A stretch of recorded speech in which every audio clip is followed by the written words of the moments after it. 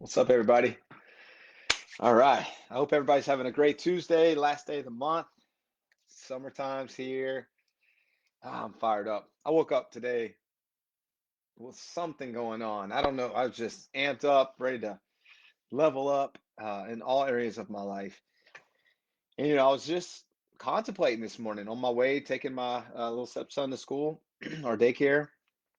I was just kind of contemplating about my life and, everything that took place to get me to where I am today as far as business and I was just thinking about some really raw things that happened, some very vulnerable times throughout this journey, this decade um, that I've been an entrepreneur, building this business, where I was when I started, and I just figured I'd share some of those things with you guys today, just to kind of let you know,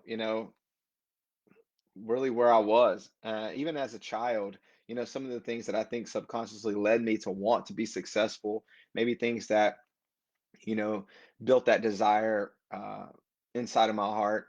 When I was a kid, I mean, I grew up in a little trailer park in Moss Bluff off North Perkins Ferry Road, and we didn't have a lot of money. I mean, I ate a lot of times. I'd eat the my sandwich would consist of two pieces of bread, some mayo, and a slice of Kraft single cheese, and it was like a cheese sandwich. I thought that was normal. Um, I remember I remember we'd get the cereal in the bags. I don't know if y'all remember cereal, they sell it in bags. So it's not like it's kind of like a knockoff brand. So like instead of it being Fruit Loops in a box, it was like Circle O's, Circus O's, or something like that. And it was in a bag. It was the cheaper brand.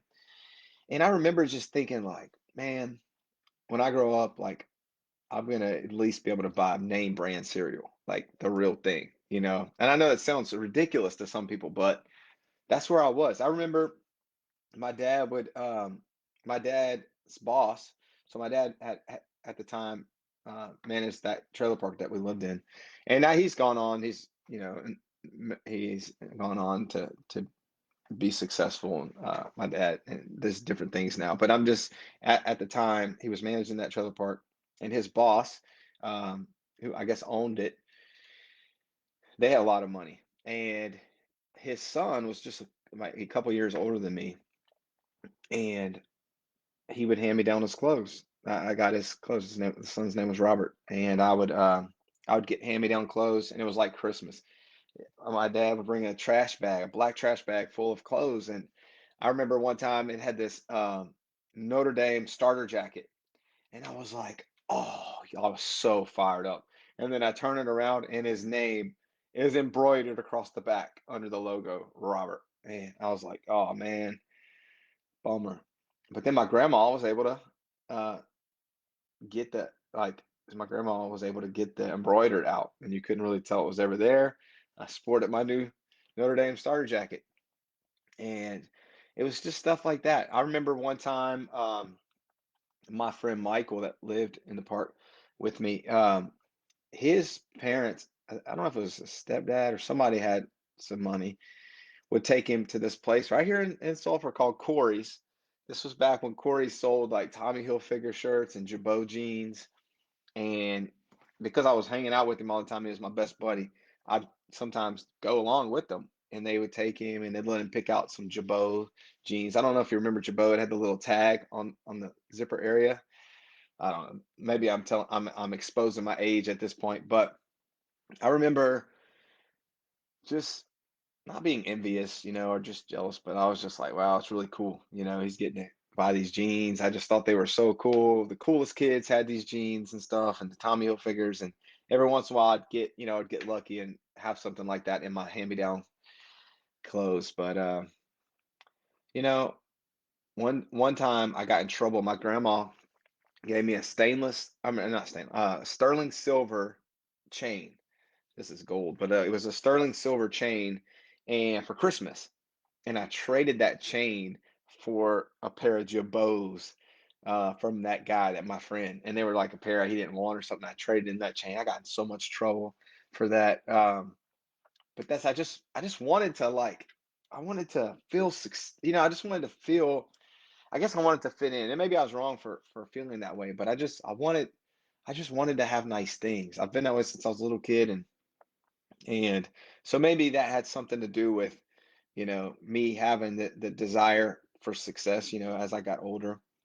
But when I initially looked at network marketing back at 10 years ago, it was in 2012, actually the summer of 2012, coming up on it, my 10-year anniversary in July. But a buddy of mine that I served in Iraq with, introduced me to this business. And quite honestly, I was a state trooper. I loved my job. I wasn't really looking for anything. I even almost didn't even let him show me the business. And I wasn't like I was searching for something.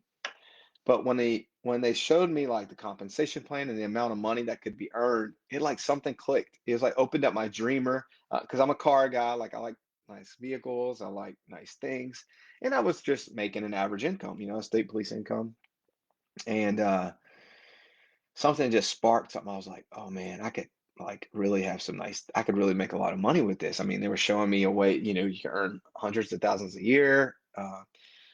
And it opened up my dreamer and it sparked that. So I got started in that profession and I just did really well because I think I had a lot to do with my level of desire, wanting to be successful.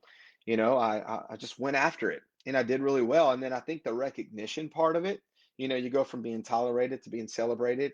That was also subconscious for me. I think, hitting levels of recognition, it did a lot for me. It made it, it felt really good. I kind of went through life, not being told, "Hey, I'm proud of you, great job." It was kind of like, I mean, it is what it is. I'm not here for a pity party or anything like that. I'm just saying, like, I think a lot of this stuff was subconscious for me. What led me to being in the position that I'm at today, as far as having the desire for success, having the desire for recognition, you know, and then I've always had a passion to serve. That's why I was in the military. That's why I was a state police officer. I ended up being a SWAT operator. I mean, I enjoyed serving and making a difference. So this business aligned with that as well because you're able to grow an organization, you're able to influence and lead, and I loved making a difference in other people's lives. It was very intrinsic for me, and that became a passion of mine. In fact, that took over more so than the having nice things stuff, because that was, and just to be transparent, in the very beginning it was very self-serving goals that I had. Oh, I want to make a lot of money, I want to fly first class, I want to have nice cars, I like the new Escalades and all this stuff, right? But once I started making a difference, and once I started seeing other people looking up to me, and then making a difference in their lives and taking a risk and going after their dreams, that became an addiction because I love to see people win. I love to see that success happen, and even to play a small role in that. It was fulfilling. It was fulfilling. It was rewarding, and I became addicted to that part of it. Um, but it came with challenges, because I was doing something different, because it was, outside of the ordinary, having a job, I was trying to create a paycheck versus just collecting one. People looked at me different. I'll tell you when I hit the crossroads. I mean, like a fork in the road moment about, I don't know, a month into my business, my network marketing business. I was fired up. I was telling everybody about it, how much money you can make. I was so excited.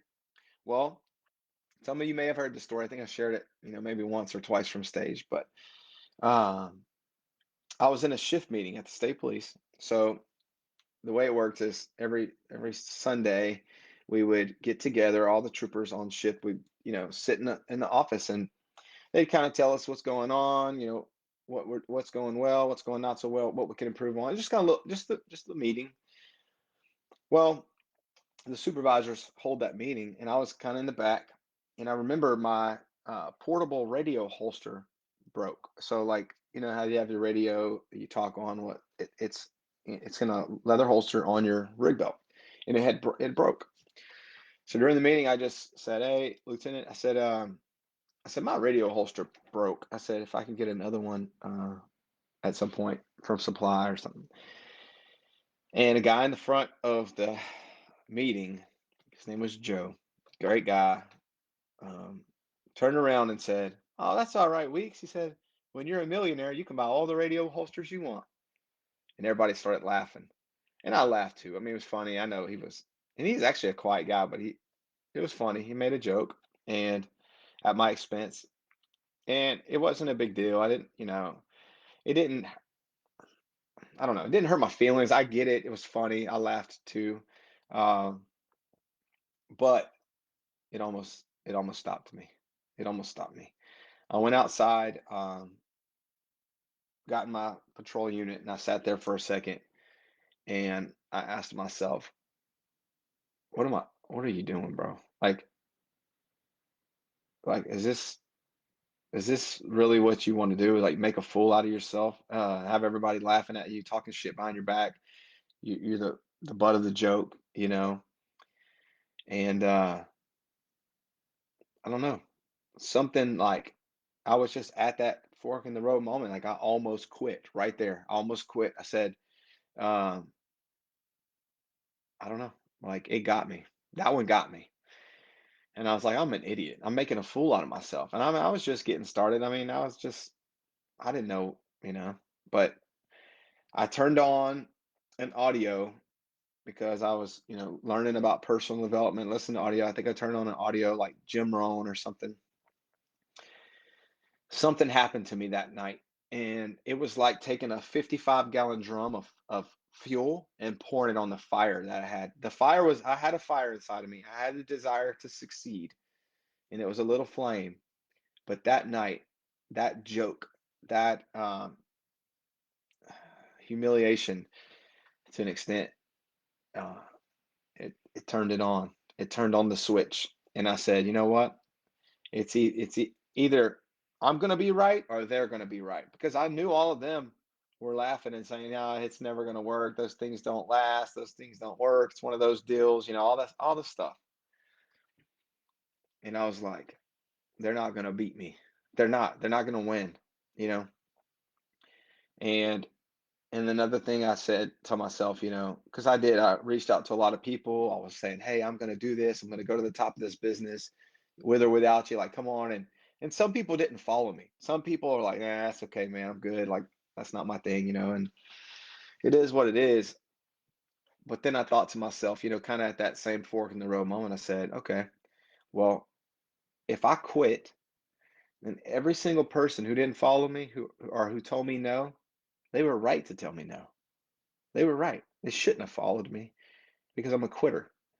And, you know, and I was like, I'm not letting those people down either. I'm not going to let my family down. My son, Jax, um, well, let me get to that in a second. I'm going to tell you something about that. But, I mean, it almost got me. It almost got me. And then a few months later down the road, after having a little more, so I turned it on and I was like, all right, screw it. Like it's on. I'm going. I'm going to win. I had this new fuel inside of me, this gut burning desire to succeed, and I'm going. I'm going. I'm going. Another time I almost broke, and this was really close. And I'm gonna try not to get emotional because this was the most emotional part of my journey when I almost quit, even more so than the joke in the beginning. That one almost stopped me before I really got started. But even after I got started, I almost quit. And I'm gonna tell you why. What's up, Victoria? Hey, I see you comment. Good to see you. All right, so this is when I almost quit.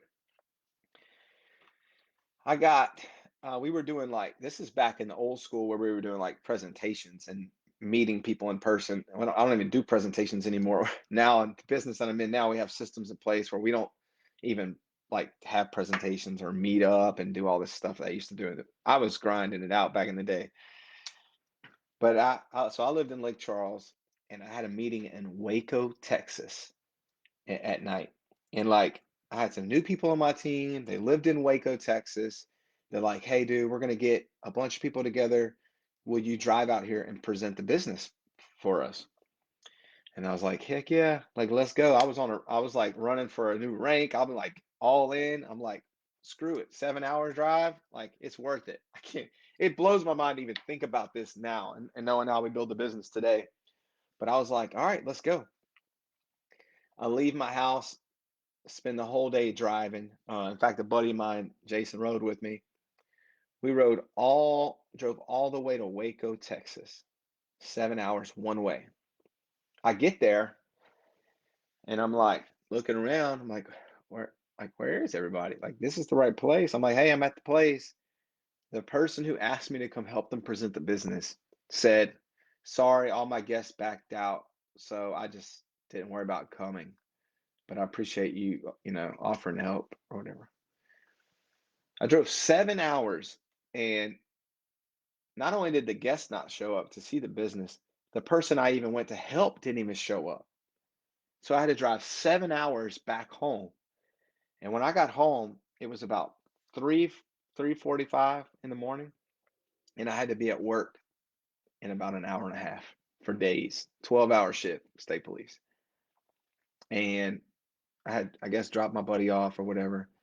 I'm sitting in my car, in my driveway, and I broke down. I broke down. I was like, "What am I doing? Like this is it. Like I'm an idiot. I mean, like this is never gonna work. I'm wasting my time. I mean, like who would do this? Who in their right mind would do this? Like I had people on my team, and I was like, I had I guess a certain level of desire, but I was like, nobody in their right mind would continue a business going through the things that I'm going through. But for whatever reason, I stuck with it.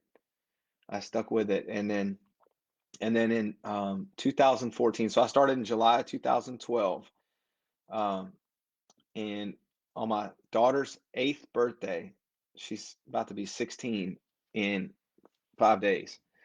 On my daughter's eighth birthday, I uh, I resigned. I was earning six figures in that business that I was in, enough to, where I felt comfortable walking away from my job.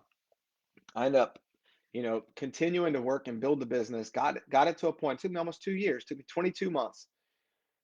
Got it to a point where I could fire my boss, walk away from my job. But listen, it gets pretty crazy what I'm about to tell you. Quit my job, my daughter's eighth birthday. Hey, happy birthday, daddy's home. Like, don't ever have to go to work again. All right. Well, my son Jax, uh, he was born December 12th of 2011. Okay, so he was coming up. He was 2 years old, almost 2.5 years old, and he was not verbal, and he wouldn't like look like he was just had some really things that weren't just seemed off. And we brought him to a speech pathologist. He wasn't speaking very, he was nonverbal still, not really like just doing some things that were outside of the ordinary. Long story short, the speech pathologist said you might want to take him to a pediatric specialist in Houston and just see what's up with everything. And I did. We took him to Houston, Texas, to a pediatric specialist where he was diagnosed with autism. And so my son Jax, as many of you probably know, has high functioning autism. He's 10 years old now. Let me tell you how God works. All right. We're sitting in the doctor's office. The guy asked me, I remember him asking me, he's like, "Do you have ADD?" And I was like, "Yes, I do suffer from attention deficit disorder." I don't know if that's part of the spectrum or some kind of genetic thing I passed down. I don't know. He asked me, I remember him asking me that first. He did some little tests and stuff with Jax, and he said, uh, Jax has high functioning autism. I mean, it was just no question about it. He's like, he has high functioning autism. And I was like, okay. And he said, I'm trying not to get emotional about this either. I'm like holding strong today. I'm not getting emotional on camera. And he said, if Jax, he said, if you can be home with Jax and work with him on a consistent basis, by the time he's in, first, second, third grade, he should be able to attend regular classes with regular students, and it shouldn't be an issue. Socially, he may be, a little awkward, but as far as academically, and all that, he should be fine. He said, but you're gonna have to be home and work with him. Now, prior to this doctor's appointment, I was working 12-hour shifts. I ended up, like I said, being a SWAT operator, so I would be training a lot, getting called out every once in a while. But I taught defensive tactics at the academy in Baton Rouge, so I was oftentimes just gone.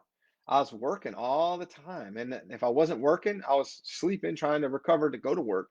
And it was shift work, nights, days. I was always gone for 7.5, almost 8 years as a state trooper. Well, remember, I walked away from my job my daughter's eighth birthday. The doctor's appointment. The doctor told me, hey, you need to be home with your son. He's got high functioning autism. You need to be home with him to be able to work with him. Guys, that was 3 days after I quit my job that the doctor told me I need to be home with my son. This business came into my life 2 years prior to that doctor's appointment. And I had no idea when I started building this business that my son was going to be diagnosed with autism. I had no idea that 3 days after I quit my job, that was the news that I was going to get from the doctor is you need to be home with your son. 3 days. And I tell you that to tell you, you just don't know what the future has. The way the world is these days, nobody knows. But God put this into my life 2 years prior to that doctor's appointment. And now for the last 10 years of my son's life, he's never known me to have a job. Or I mean, for the last 8 years of his life, since he was two, rather. For the last 8 years of his life, his whole life, basically, since he's been old enough to even remember or to even talk, he's never seen me work. He's never seen me go to a job. When my kids were at EDS, well, when my kids were going to EDS, Jack's, because of his autism, is very particular about what he eats. And, when you talk about a why for somebody's why, like the why you do something will always be stronger or more important than how you do or what you're doing because the why is what's going to drive you to do it. My why was so strong. My son, he likes Chick-fil-A, chicken nuggets and French fries. That was his thing. That was his favorite thing to eat. He was very particular because of his autism on what he would eat and what he wouldn't eat, because of texture and different things. Still to this day, he's very particular. But he liked Chick-fil-A. And every single day, I would go at about 10:45. I'd go to Chick-fil-A, get there, just before 11 o'clock, before the line started wrapping around the building. And they knew as soon as I pulled up to the window, six-piece nugget, fries, yep. And I would get his Chick-fil-A. And then I would bring it to his school and drop it off, write his name on the bag, or whatever, and drop it off every single day. And anytime that I would struggle in business or anytime I would have some adversity or, have something going on, I would just think about another man having to ask another human being, hey, can I break off for a second and go bring my son his lunch? And then the idea of them saying, nope, sorry, I need you to be here, I need you to be there, or just the idea of not having the freedom to pick my kids up from school, take them to school, bring my son his lunch, go to a dance recital or Aubrey, acting recital or any of these things. Just not being able to do what I want to do with my kids every single day, every single second of every single day, having a fully autonomous life to be able to do what I want with the people who mattered most to me was so important to me. That's what drove me more than anything else in the world. I was in the military, I was in the law enforcement. I knew what it was like to have someone tell me, Justin, you are going to do this at this time because I said you're going to do it. And if you don't do it, you're going to, face the consequences, so to speak. I know what it felt like to follow orders. I knew what it felt like to be under someone else's control. I did it for a long time. I knew what it felt like to be broke. I knew what it felt like to be in Walmart pushing the buggy and my kid bring me a toy and say, "Hey, Dad, can I get this?" And I'm looking for one of those little self scanner things to see if it was more than $10 to see if I could even buy for them. I know what it was like to not even order appetizers at a restaurant because you know you couldn't afford it if you're even eating at a restaurant. I know what it's like. I know what it's like to be in that, to be there, to be broke. I know what it's like to be under someone's control, and I know what it's like to not be.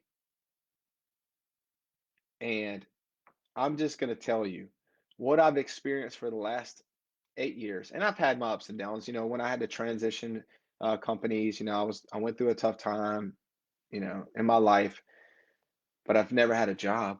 I never had to go back and get a job because of the principles I learned, because of, even though that business uh, ended up failing, I was able to transition, build it all over again, even bigger and better than I did before.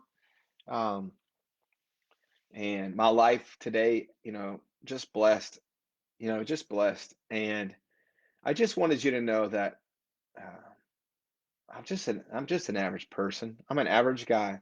I was a C student in school. I did well on tests, but I hated homework and I hated paying attention in class. Uh, I've never been great at anything. I've always been okay at everything. I was okay in sports. I was okay in school. I've never been great at anything in my life. Just I would almost get to the top in everything, but I never quite did.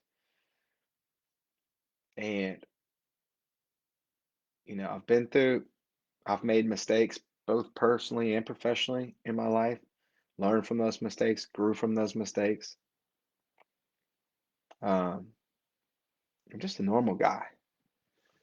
But I'm telling you, because of one decision that I made in July of 2012 to do something different, to go after a dream, and still faced the same adversity that anybody else would have faced. Still had the same struggles in business and in my personal life that anybody else would have faced.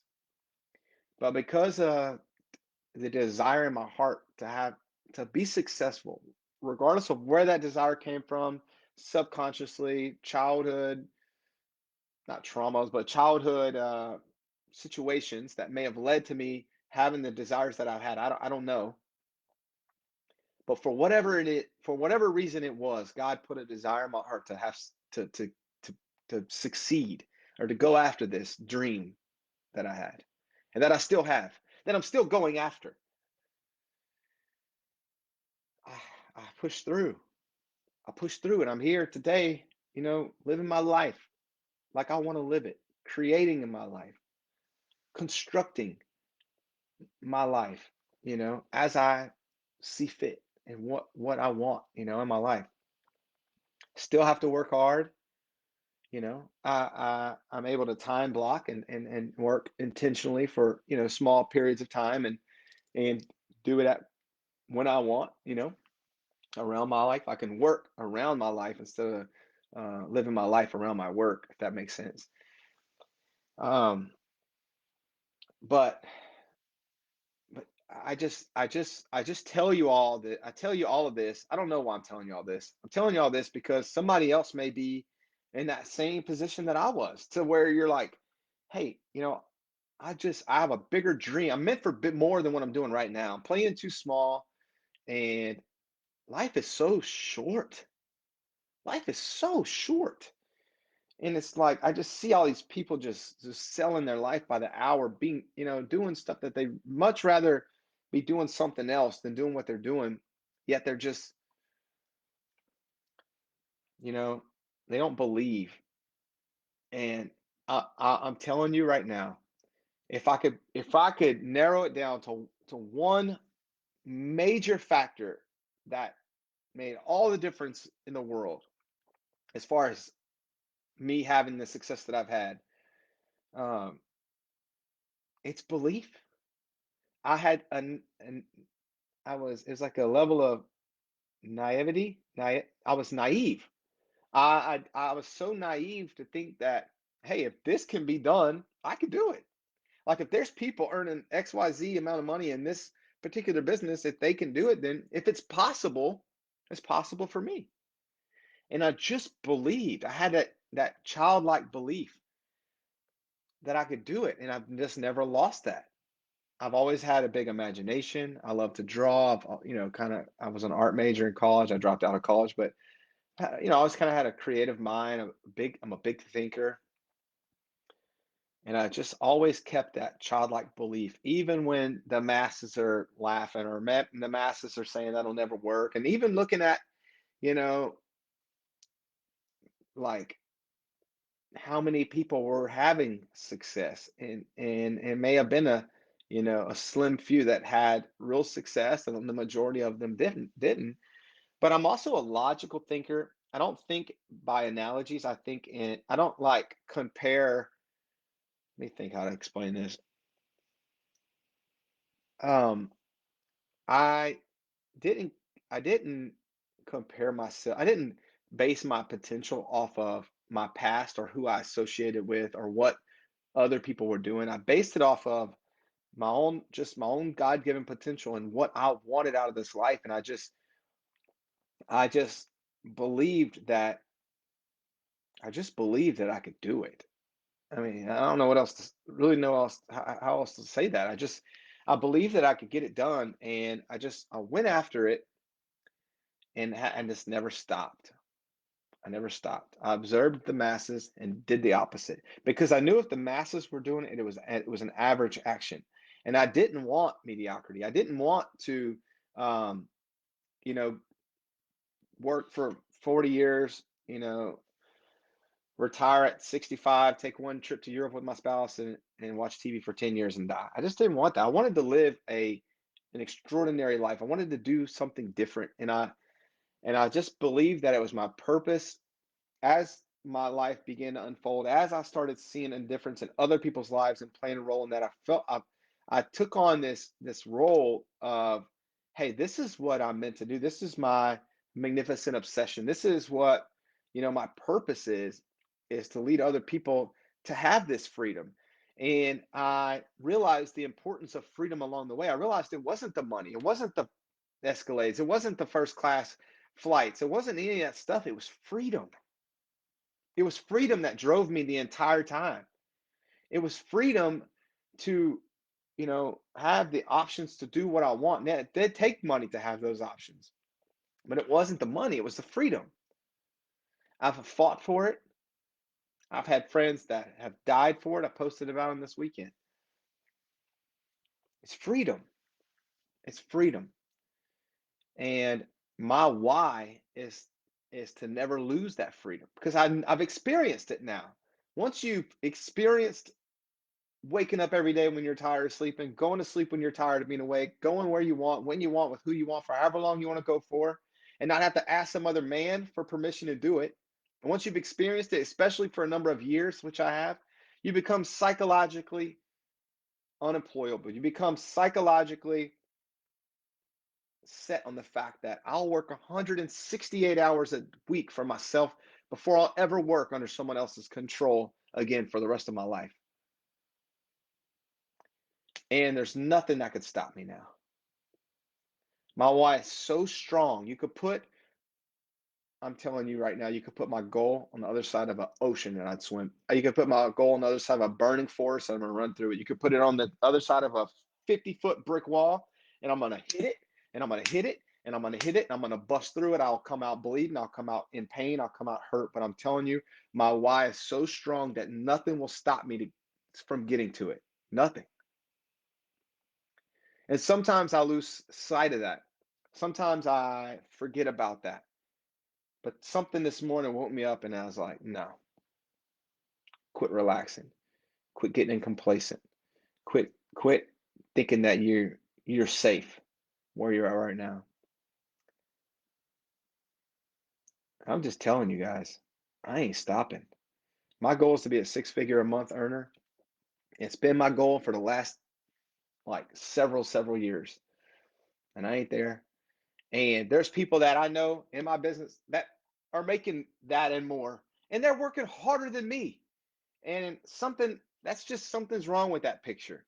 And that's probably why they are the way they are, where they are, because of the consistency and their work ethic and their, you know, tenacity. And that's probably why they are where they're at. But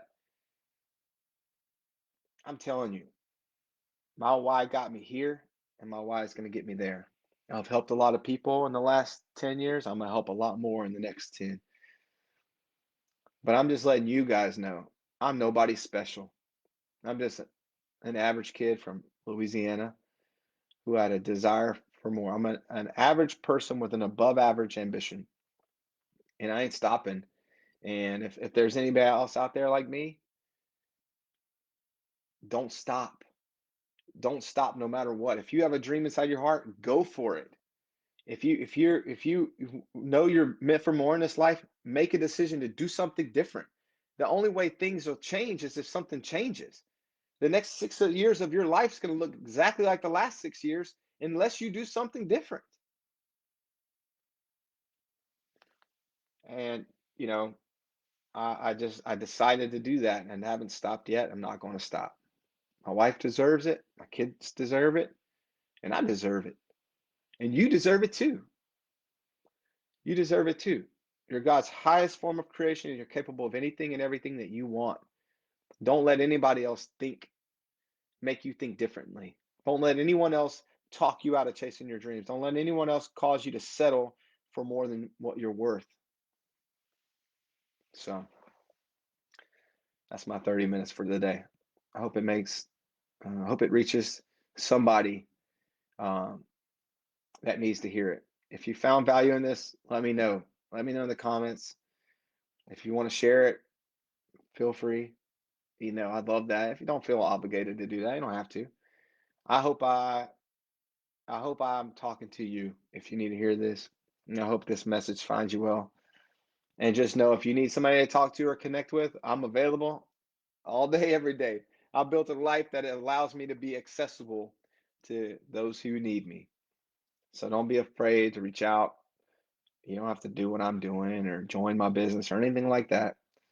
If you want to just talk business, if you just need to be lifted up and encouraged, holler at me. Like I love to connect with like-minded people who have a desire for more and know that they're capable of more. And I love helping people navigate through that journey to help them get there. I've walked through the minefield. You're welcome to follow my footsteps right behind me. You know, I can cut your learning curve in half because I've gone through a lot of trial and error in the last 10 years. And I'm following mentors who have done the same for me. All I know is I'm fired up about life. I'm more fired up today than I've ever been in my 40 years of being on this earth. And I promise you, the next 40 years is going to be freaking phenomenal. I almost dropped that F bomb. I did. I made it through the whole video without cursing. So it's going to be freaking phenomenal. And I'm so ready to go. I'm so ready to go and to help a lot of people along the way. So with that, you guys have an awesome Tuesday and much love. God bless. And we'll catch you later. Take care.